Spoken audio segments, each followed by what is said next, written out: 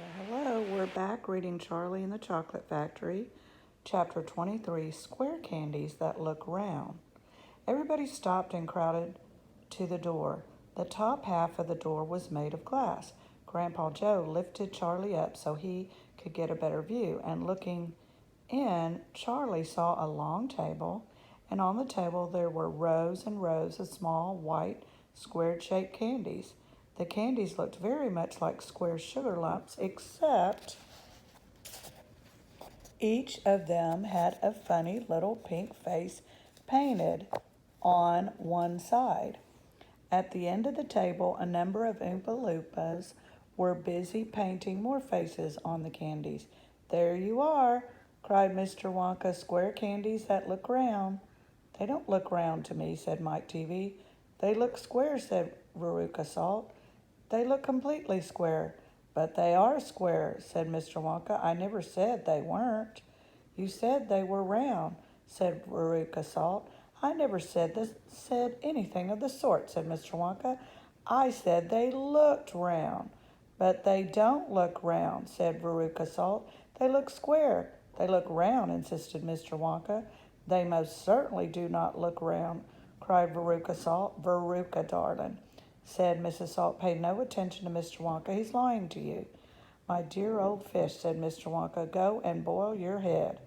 "How dare you speak to me like that?" shouted Mrs. Salt. "Oh, do shut up," said Mr. Wonka. "Now watch this." He took a key from his pocket and unlocked the door, and it flung it open, and suddenly, at the sound of the door opening, all the rows and rows of little square candies looked quickly round to see who was coming in. The tiny faces actually turned toward the door and stared at Mr. Wonka. Do you get the look round part?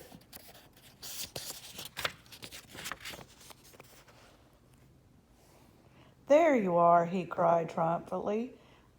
"They're looking round. There's no argument about it. They are square candies that look round." "By golly, he's right," said Grandpa Joe. "Come on," said Mr. Wonka, starting off at the corridor again. "On we go. We mustn't dawdle. Butterscotch and butter gin," it said on the next door they passed. "Now that sounds a bit more interesting," said Mr. Salt, Veruca's father. "Glorious stuff," said Mr. Wonka. "The Oompa Loompas all adore it. It makes them tiddly. Listen, you could hear them in there now, whooping it up." Shrieks of laughter and snatches of singing could be heard coming from the closed door. "They're drunk as lords," said Mr. Wonka. "They're drinking butterscotch and soda. They like that best of all. Butter gin and tonic is also very popular. Follow me, please. We really mustn't keep stopping like this." He turned left, he turned right. They came to a long flight of stairs. Mr. Wonka slid down the banisters. The three children did the same. Mrs. Salt and Mrs. TV, the only women now left in the party, were getting very out of breath. Mrs. Salt was a great fat creature with short legs, and she was blowing like a rhinoceros. "This way," cried Mr. Wonka, turning left at the bottom of the stairs. "Go slower," panted Mrs. Salt. "Impossible," said Mr. Wonka. "We should never get there in time if I did." "Get where?" said Veruca Salt. "Never you mind," said Mr. Wonka. "You just wait and see." Chapter 24, Veruca in the Nut Room. Mr. Wonka rushed on down the corridor. "The nut room," it said on the door they came in. "All right," said Mr. Wonka. "Stop here for a moment and catch your breath and take a peek through the glass panel of the door. But don't go in. Whatever you do, don't go in the nut room. If you go in, you'll disturb the squirrels." Everyone crowded around the door. "Oh, look, Grandpa. Look," cried Charlie. "Squirrels," shouted Veruca Salt. "Jeepers," said Mike TV. "It's an amazing sight." 100 squirrels were seated upon high stools around a large table. There were mounds and mounds of walnuts, and those squirrels were all working away like mad, shelling the walnuts at a tremendous pace. These squirrels were specifically trained for getting the nuts out of the walnuts, Mr. Wonka explained. Why use squirrels, Mike TV asked.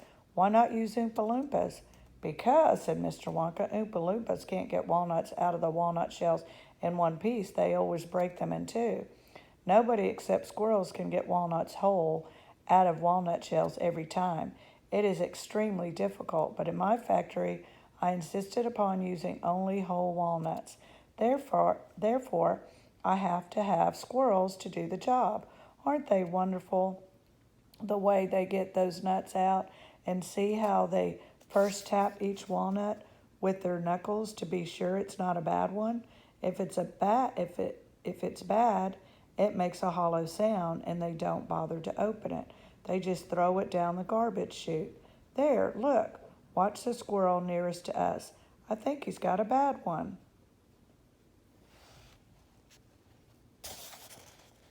They watched the little squirrel as he tapped the walnut shell with his knuckles. He cocked his head to one side, listening intently.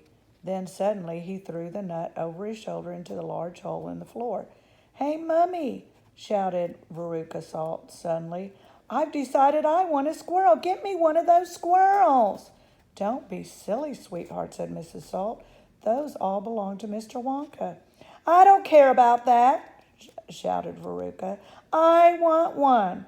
And all I've got at home is 2 dogs and 4 cats and 6 bunny rabbits and 2 parakeets and 3 canaries and a green parrot and a turtle and a bowl of goldfish and a cage of white mice and a silly old hamster.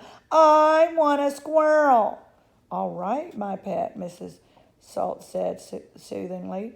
Mummy'll get you a squirrel just as soon as she possibly can. But I don't want any old squirrel, Veruca shouted. I want a trained squirrel. At this point, Mr. Salt, Veruca's father, stepped forward. Very well, Wonka, he said importantly, taking out a wallet full of money. How much do you want for one of these crazy squirrels? Name your price. They're not for sale, Mr. Wonka answered. She can't have one. Who says I can't? Shouted Veruca. I'm going in to grab me a squirrel this very minute.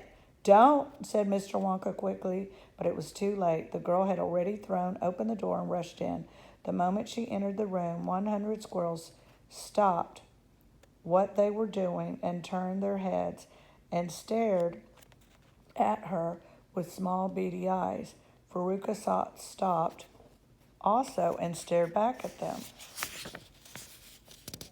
Then her gaze fell upon a pretty little squirrel sitting nearest to her at the end of the table. The squirrel was holding a walnut in its paws. All right, Veruca said, I'll have you. She reached out her hands to grab the squirrel, but as she did so, in the first split second when her hands started to go forward, there was a sudden flash of movement in the room, like a flash of brown lightning, and every single squirrel around the table took a flying leap towards her and landed on her body. 25 of them caught hold of her arm and pinned it down. 25 more caught a hold of her left arm and pinned it down. 25 caught a hold of her right leg and anchored it to the ground, and 24 caught hold of her left leg. And the one remaining squirrel, obviously the leader of them all, climbed up on to her shoulder and started to tapping the wretched girl's head with his knuckles. Save her, screamed Mrs. Salt. Veruca, come back. What are they doing to her? They're testing to see if she's a bad nut, said Mr. Wonka. You watch. Veruca struggled furiously.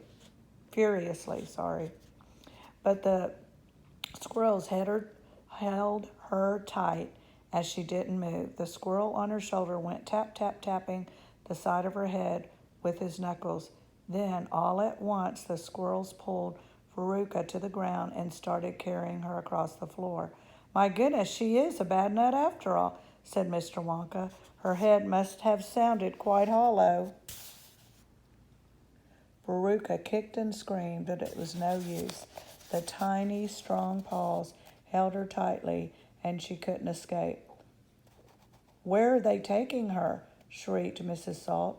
She's going where all the other bad nuts go, said Mr. Willy Wonka, down the garbage chute. By golly, she is going down the chute, said Mr. Salt, staring through the glass door at his daughter. Then save her, cried Mrs. Salt. Too late, said Mr. Wonka, she's gone. And indeed she had. But where, shrieked Mrs. Salt, flapping her arms, what happens to the bad nuts? Where does the chute go to? That particular chute, Mr. Wonka said, runs directly into the great big main garbage pipe, which carries away the rubbish from every part of the factory. All the floor sweepings and potato peelings and rotten cabbages and fish heads and stuff like that. Who eats fish and cabbage and potatoes in this factory? I'd like to know, said Mike TV. I do, of course, answered Mr. Wonka. You don't think I live on cocoa beans, do you? But, shrieked Mrs. Salt. Where does the great big pipe go to in the end? Why? To the furnace, of course, Mr. Wonka said calmly. To the incinerator. Mrs. Salt opened her huge red mouth and started to scream. Don't worry, said Mr. Salt. There's always a chance that they've decided not to light it today. A chance, yelled Mrs. Salt. My darling Veruca, she'll be sizzling like a sausage.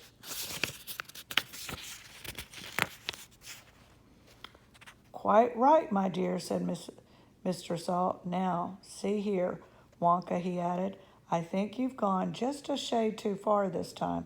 I do indeed. My daughter may be a bit of a frump, I don't mind admitting it, but doesn't mean you have to roast her to a crisp. I'll have you know I'm extremely cross about this. I really am. Oh, don't be cross, my dear sir, said Mr. Wonka. I expect she'll turn up again sooner or later. She may not even have gone down at all. She may be stuck in the chute just below the entrance hole. And if that's the case, all you have to do is go on in and pull her up again. Hearing this, both Mr. and Mrs. Salt dashed into the nut room and ran over to the hole in the floor and peered in. Veruca, shouted Mrs. Salt, are you down there? There was no answer. Mrs. Salt further forward to get a closer look. She was kneeling right on the edge, on the hole, with her head down and her enormous behind sticking up the air like a giant mushroom. It was a dangerous position to be in. She needed only one tiny push, one gentle nudge in the right place, and that is exactly what the squirrels gave her. Over she toppled into the hole head first, screeching like a parrot.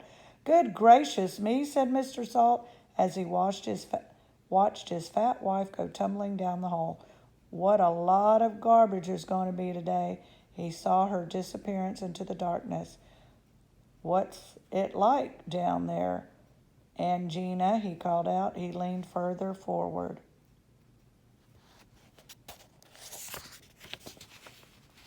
The squirrels rushed up behind him. Help, he shouted, but he was already toppling forward, and down the chute he went, just as his wife had done before him, and his daughter. Oh dear, cried Charlie, who was watching the others through the door. What on earth's going to happen to them now? I expect someone will catch them at the bottom of the chute, said Mr. Wonka. But what about the great fiery incinerator? Asked Charlie. They only light it every other day, said Mr. Wonka. Perhaps this is one of the days when they let it go out. You never know. They might be lucky. Shh, said Grandpa Joe. Listen, here comes another song. From far away down the corridor came a beating of drums. Then the singing began. Veruca Salt, sang Oompa Loompas. Veruca Salt, the little brute, has just gone down the garbage chute. And as we very rightly thought, that in this case like this is what we ought, to see the little completely through, we polished off her parents too. Down goes Veruca, down the drain, and here perhaps we should explain that she will meet as she descends, a rather different set of friends. To those that she has left behind, those won't nearly be refined. A fish head, for example, cut this morning from a halibut. Hello, good morning, how do you do? How nice to meet you, how are you? And then a little further down, a mass of others gathered round. A bacon rind, some rancid lard, a loaf of bread gone stale and hard, a steak that nobody could chew, an oyster from an oyster stew, some liverwurst so old and gray. One smelled it from a mile away, a rotten nut, a reeky pear, a thing the cat left on the stair, and lots of other things as well, each with a rather horrid smell. There are Veruca's newfound friends that she will never meet as she descends, and this is the price she has to pay for going so very far astray. But now, my dears, we must think. You might be wondering if it's really right that every single bit of blame and all the scolding and the shame should fall upon Veruca Salt. Is she the only one at fault? For though she's spoiled and dreadfully so, a girl can't spoil herself, you know. Who spoiled her then all? Who indeed?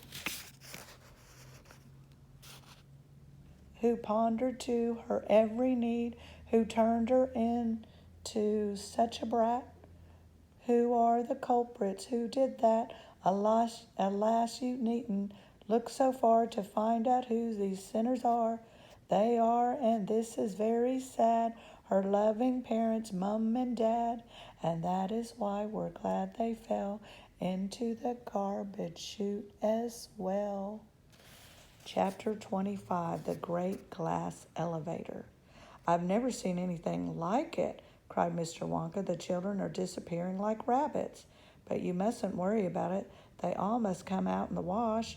Mr. Wonka looked at the little group that stood behind him in the corridor.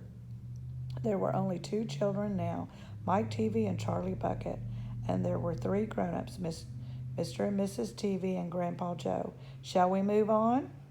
Mr. Wonka asked. Oh, yes, cried Charlie and Grandpa Joe, both together.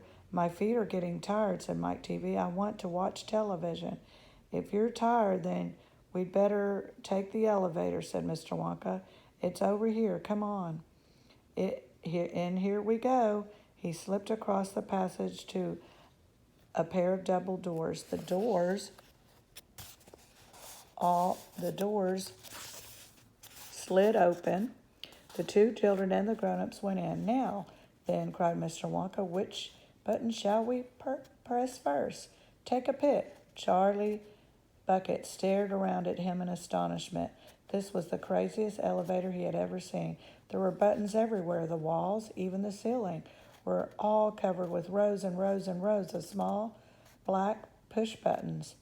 There must have been 1,000 of them on each wall and another 1,000 on the ceiling. And now Charlie noticed that every single button had a tiny printed label beside it telling you which room you would be taken if you pressed it. This isn't just an ordinary up and down elevator, announced Mr. Wonka proudly. The elevator can go sideways and long ways and slant ways and any other way you could think of. It can visit any single room in the whole factory, no matter where it is. You simply press the button and zing, you're off. Fantastic, murmured Grandpa Joe. His eyes were shining with excitement, and he stared at the rows and rows of buttons. The whole elevator is made of thick, clear glass, Mr. Wonka declared. Walls, doors, ceilings, floor, everything is made of glass so that you could see out. But there's nothing to see, said Mike Teavee. Choose a button, said Mr. Wonka. The 2 children may press 1 button each. So take your pick. Hurry up. In every room, something's delicious and wonderful is being made. Quickly, Charlie started reading some of the labels alongside the buttons.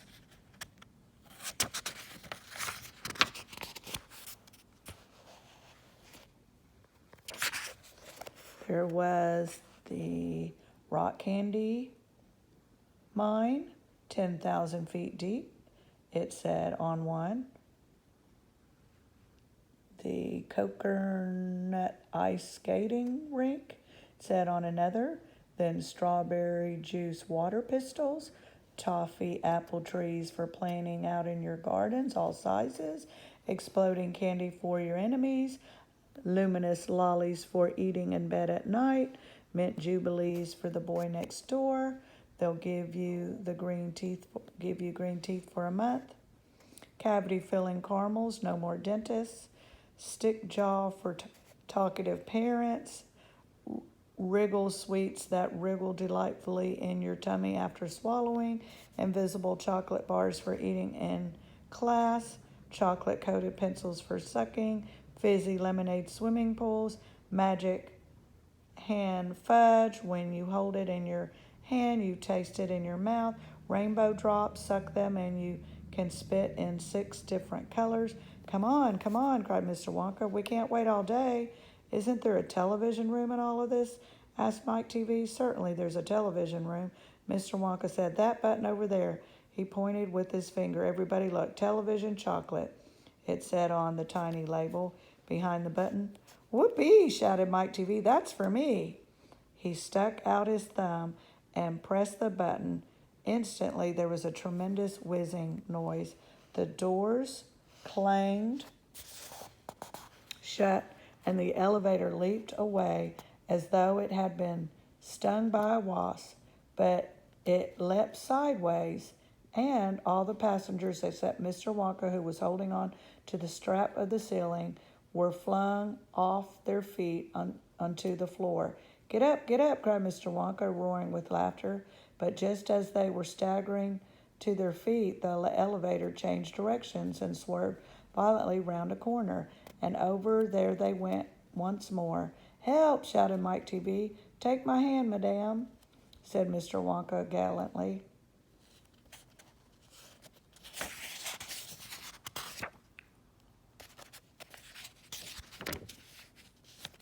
There you are. Now grab this strap. Everybody grab a strap. The journey's not over yet. Old Grandpa Joe staggered to his feet and caught hold of a strap.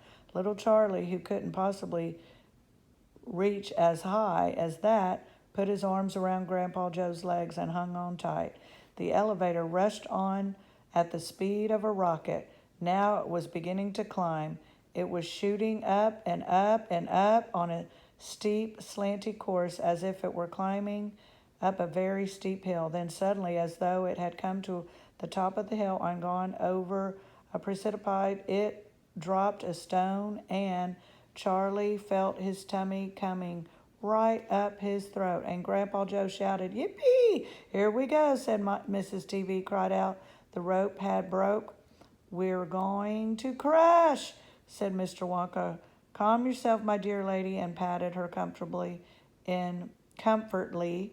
on his arm. And then Grandpa Joe looked down at Charlie, who was clinging to his legs, and he said, Are you all right, Charlie? Charlie shouted, I love it. It's like being on a roller coaster. And though the glass walls of the elevator, as it rushed along, they caught sudden glimpses of a strange and wonderful things going on in some of the other rooms. An enormous spout with brown sticky stuff oozing out of it onto the floor, a great craggy mountain made entirely of fudge, with Oompa Loompas all roped together for safety, hacking huge hunks of fudge out of its sides, a machine with white powder spraying out of it like a snowstorm, a lake of hot caramel with steam coming off of it, a village of Oompa Loompas with tiny houses and streets, and hundreds of Oompa Loompas children no more than 4 inches high playing in the streets. And now the elevator began flattening out again,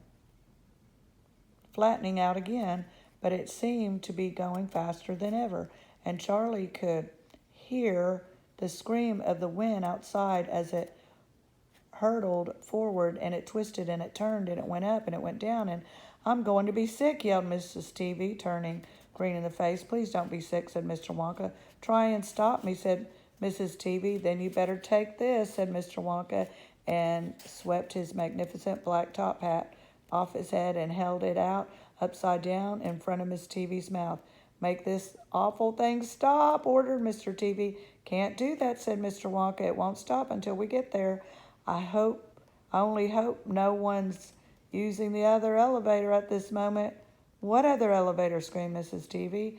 "The one that goes the opposite way on the same track as this one," said Mr. Wonka. "Holy mackerel!" cried Mr. TV. "You mean we might have a collision?" "I've always been lucky so far," said Mr. Wonka. "Now I'm going to be sick," said Mrs. TV. "No, no," said Mr. Wonka, "not now. We're nearly there. Don't spoil my hat." The next moment there was a screeching of brakes and the elevator began to slow down. Then it stopped altogether.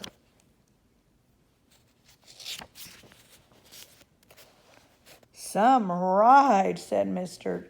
TV, wiping his great sweaty face with a handkerchief. "Never again," gasped Mrs. TV. And then the doors of the elevator slid open, and Mr. Wonka said, "Just a minute now. Listen to me. I want everyone to be very careful in this room. This is dangerous stuff around here, and you must not tamper with it." Chapter 26 we'll read next, The Television Room.